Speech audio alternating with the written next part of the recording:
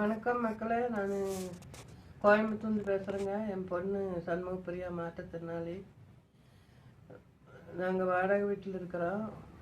ஒரு வீட்டு வேலைக்கு தான் போயிட்டு இருந்தோங்க. அவங்களும் வீடு காலி பண்ணி போகிறாங்க. அதனால வேறு இடத்துல வேலை இப்போதைக்கு எங்கேயுமே இல்லைன்ட்டாங்க. தீபாவளி முடியணுன்ட்டாங்க.